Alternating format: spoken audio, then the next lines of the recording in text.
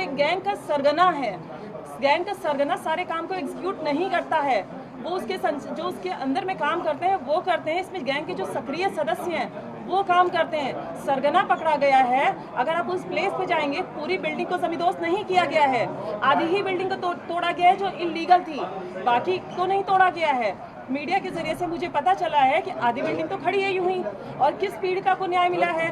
ये खेल आज से नहीं चल रहा, बहुत पुराना चल रहा है। अगर इसमें कुछ नाम लिए जाएंगे, कुछ की अरेस्टिंग होगी, तो ये 40 साल पुराना खेल निकलेगा जो सबूत के साथ मिलेगा आप सबको। जिसमें मेरे पास जो आया था लड़का, उसका नाम अमित था, उसका असली नाम था अबू आमिर अंसारी। उसने अपने आप को अमित इंट्रोड्यूस किया था, और अमित की पूरी फैमिली मुझसे मिली थी। उसकी पूरी फैमिली हिंदू इंट्रोड्यूस करके मिली थी मुझसे। छांगुर पीर बाबा से मेरी वर्ष 2019 में मुलाकात हुई थी चांद औलिया दरगाह में, जहाँ पे मैं गई थी। वहाँ का माहौल ही बड़ा अजीब था। वहाँ सिर्फ महिलाएं थी, उनका ब्रेन वॉश किया जा रहा था, उनको डाइवर्ट किया जा रहा था। क्योंकि मैं इस परिवार के बीच में रही हूँ, तो ये जो रेट लिस्ट आप देख रहे हैं आज जारी हुई है, ये रेट लिस्ट मुझे वहीं से पता चली थी कि कैसे रेट तय होता है, किस तरह से इसको एग्जीक्यूट किया जाता है, कैसे फंडिंग आती है, हवाला के जरिए कैसे पैसा आता है। जो चीज़ मैंने एसटीएफ में बताई भी है कि आज भी वो फंडिंग जो धर्मांतरण एटीएस की इतनी बड़ी कार्रवाई अभी नहीं हुई जितनी होनी चाहिए। मुकदमा पंजीकृत होने के बाद 2 धर्मांतरण और कराए गए हैं, जिसकी जानकारी एटीएस को है ही नहीं। प्रशासन इस लेवल की जांच कर रहा है। आप एफआईआर उठा के देखो, जिसमें 9 नामजद हैं, लेकिन 4 की गिरफ्तारी होती है। एफआईआर कब की है? नवंबर 2024 की। और गिरफ्तारी कब होती है? अप्रैल में। कुछ गिरफ्तारी कब होती है? अभी 5 तारीख को। क्यों सिर्फ 4 लोगों की गिरफ्तारी, 9 नामजद, और उसके अंदर ना जाने कितने नाम। अगर गिरफ्तारी का आंकड़ा निकाला जाएगा ना, तो 40 से 50 ऊपर पहुंचेगा, उससे कम नहीं रहेगा। और छांगुर के द्वारा 5000 से ऊपर लड़कियों का धर्मांतरण कराया जा चुका है। और जिनसे मैं पीड़ित हुई हूँ, उनके फादर अबू हुरैरा अंसारी द्वारा 10 से ऊपर धर्मांतरण हो चुका है। अगर उनको जब तक पकड़ा नहीं जाएगा, ये खुलासे पूरी तरह से नहीं होंगे। ये कार्रवाई जो आप सब छांगुर देख रहे हैं ना, 50% ये कार्रवाई है।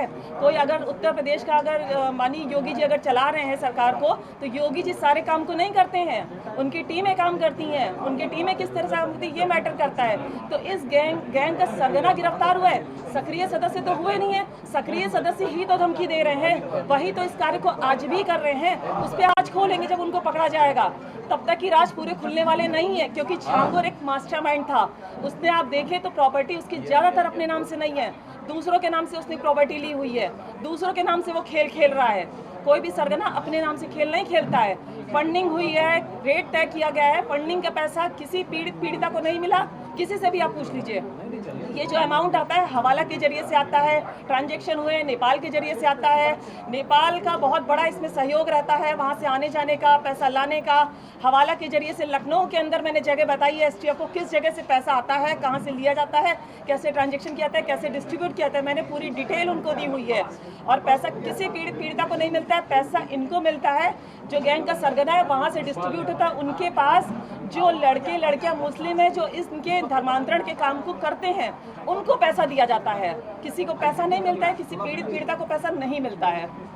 अब आपको कोई और सवाल है तो पूछ सकते हैं। अभी आपने एक और पीड़ित क्या बचे हैं? एक और पीड़ित बचे हैं। एक और पीड़ित बचे हैं। एक लास्ट बचे हैं भाई, लास्ट बचे हैं। प्रधान देश में मैं